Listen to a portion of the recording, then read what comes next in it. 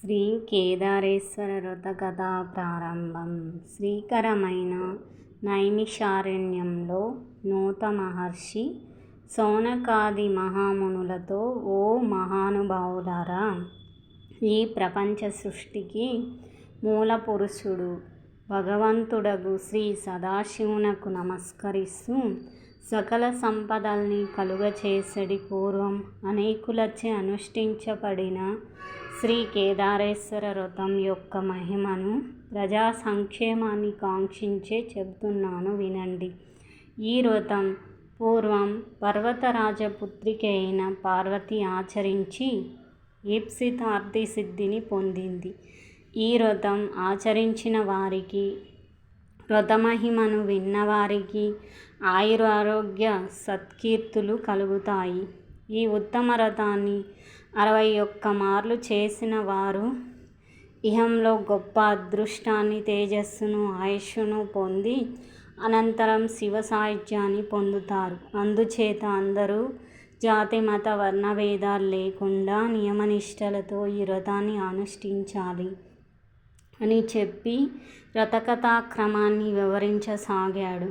పరమ పవిత్రమైన శ్రీ కైలాస పర్వత శిఖరాన శ్రీ పరమేశ్వరుడు ఒకనాడు పార్వతీ సమేతంగా ప్రమదగణాలు, మునిగణాలు, కుబేర, వరుణ, ఇంద్ర దిక్పాలకులు, నారద మహర్షులు,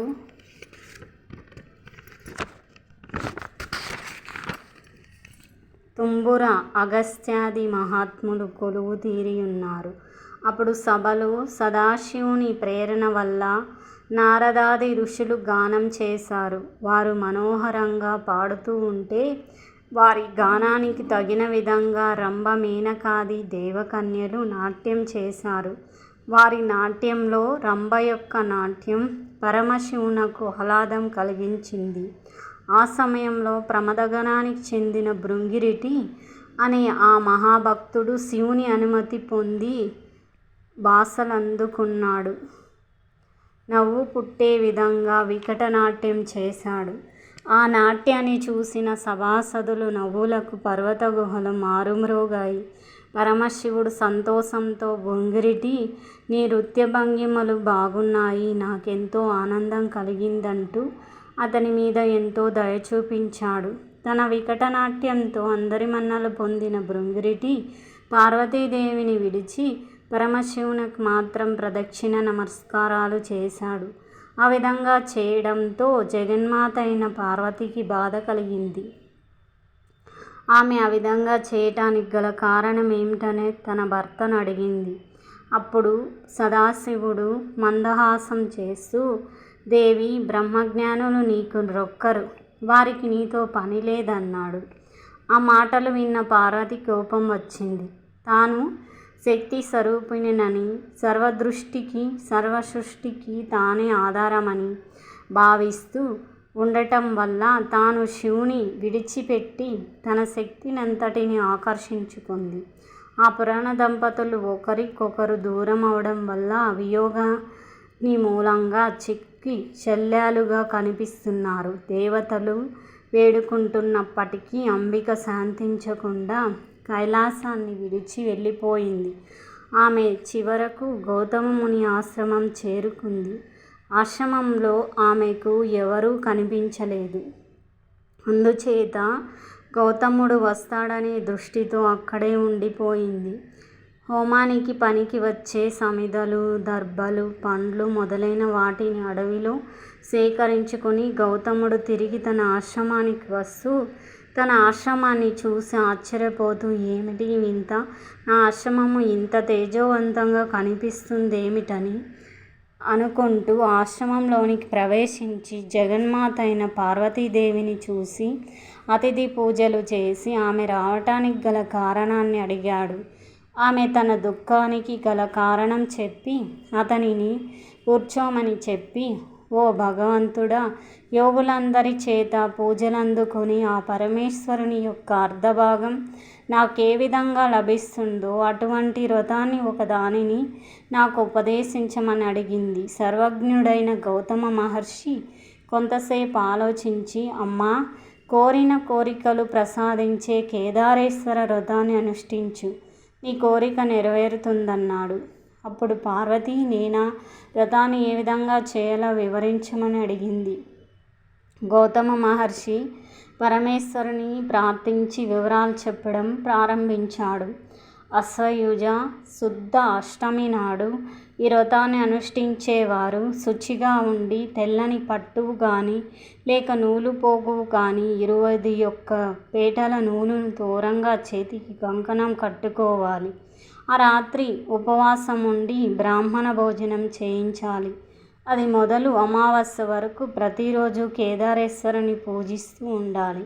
ఆ వ్రతం చేసే పద్ధతి ప్రకారం ప్రతిదినం ఉదయాన్నే లేచి శుచి అయి ప్రదేశంలో ధాన్యాన్ని రాశిగా పోసి దాని మీద ఒక పూర్ణ కుంభాన్ని ఉంచి దానికి 21 నూలుపోగులతో చుట్టి దాని మీద తెల్లని పట్టు బట్టను కానీ తెల్లని వస్త్రాన్ని కానీ శక్త్యానుసారం నవరత్నాల్ని కానీ బంగారాన్ని కానీ వెండి కానీ వీని యందుంచి గంధపుష్పాదాక్షులతో నవరత్నాల్ని కానీ బంగారాన్ని కానీ వెండి కానీ వీని యందుంచి గంధపుష్పాదాక్షులతో ఆ కలశాన్ని పూజించి ఆ తర్వాత 21 మంది బ్రాహ్మణుల్ని పిలిచి కాళ్ళు కడిగి పీట మీద కూర్చుండబెట్టి పురోహితునకు ముందుగా పూజ చేసి తర్వాత బ్రాహ్మణులను 21 మందిని పూజించాలి. ఆ తర్వాత కలశమందు కేదారేశ్వరుని ఆహ్వానం చేసి షోడశోపచారాల పూజలు చేస్తూ నవగాయ పిండి వంటలు, పాయసం, పాలు, పెరుగు, నెయ్యి, తేనె మొదలైన వాటిని వివిధ రకాల పండ్లను నివేదించి తాంబూల నీరాజన మంత్ర పుష్పాలతో స్వామిని స్తుతించి బ్రాహ్మణులందరికీ దక్షిణ తాంబూలాదులిచ్చి సంతోషపరిచి వ్రతాన్ని పూర్తి చేసినట్లయితే కేదారేశ్వరుడు సంతోషించి సకల దేవతలతో వచ్చి నీకు స్వదేహంలో అర్ధాంగాన్ని ఇస్తాడు అని చెప్పాడు. గౌతమ మునీంద్రుడు చెప్పిన విధంగా జగన్మాత పార్వతి ఆ వ్రతాన్ని భక్తి శ్రద్ధలతో అనుష్ఠించి వ్రత సమాప్తి గావించే సమయంలో పరమేశ్వరుడు ప్రత్యక్షమై తన శరీరంలో సగభాగం ఆమెకు ప్రసాదించాడు.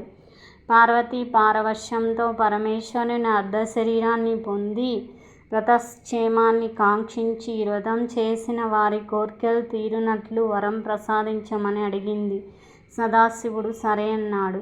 శివభక్తుడైన చిత్రాంగదుడనే గంధర్వుడు ఈ వ్రతాన్ని ప్రచారించేయాలనే సంకల్పంతో నందికేశ్వరుని అనుగ్రహం పొంది ఉజ్జయిని నగరం చేరుకొని ఆ దేశపు రాజైన వజ్రదంతునికి వ్రత విధానం దీని మహిమను చెప్పి ఆచరింప చేయించాడు. వ్రత ప్రభావం వల్ల ఆ రాజు చక్రవర్తి అయ్యాడు. ఆ పట్టణంలో 2 వైశ్యకన్యలు ఉన్నారు. వారు వ్రతం గురించి విని తాము కూడా ఆచరించాలనే సంకల్పంతో తమ తండ్రి అనుమతిని అడిగారు. అతడు నిరుపేద అయ్యడం వల్ల ఆ ప్రయత్నం మానుకోమని చెప్పాడు. కానీ బాలికలు తమకేమీ ధనం సమకూర్చనక్కర్లేదని అనుమతిస్తే చాలని చెప్పి అనుమతి పొందారు. వారి సంకల్పానికి శివుడు ఆనందించి వారికి కావలసిన పూజా ద్రవ్యములన్నీ దొరికే విధంగా అనుగ్రహించాడు. వారిద్దరూ ఇక మర్రి చెట్టు క్రిందకు పోయి మొదట కంకణం కట్టుకుని యథావిధిగా వ్రతాన్ని ఆచరించారు. శివుని అనుగ్రహం వల్ల వారు మంచి రూపాన్ని, దీర్ఘాయువును, తరిగిపోని శ్రీ సంపదలు పొందారు. వారిలో పెద్దామేగు పుణ్యవతిని ఉజ్జయిని రాజును, చిన్నామేగు భాగ్యవతిని చోళరాజు వివాహం చేసుకున్నారు. వీరి మూలముగా పుణ్యవతి భాగ్యవతులు తండ్రి కూడా భాగ్యవతుడయ్యాడు. కొంత కాలానికి ధనమదంతో భాగ్యవతి కేదారేశ్వర వ్రతం చేయటంలో అశ్రద్ధ చూపింది. తత్ఫలితంగా ఆమె కుమారునికి అకారణంగా మహారాజు ఇంటి నుండి తరిమివేశాడు. భాగ్యవతి చేసేది లేక అడవుల వెంట తిరుగుతూ ఒక బోయవాని ఇంట చేరుకుని తన కుమారునితో విషయం చెప్పి నీ పెద్ద తల్లి దగ్గరకు పోయి ధనం తీసుకురమ్మని పంపించింది. ఆ బాలుడు తన పెద్ద తల్లికి విషయాలన్నీ చెప్పి ధనం తీసుకుని వస్తుంటే దారిలో కేదారేశ్వరుని మహిమ వల్ల ఆ ధనాన్ని దొంగలు దోచుకున్నారు. రెండో మారు చేసిన ప్రయత్నంలో కూడా ఆ బాలుని చెంతనున్న ధనాన్ని దొంగలు దోచుకున్నారు. ఆ బాలుని విచారానికి జాలిపడి కేదారేశ్వరుడు,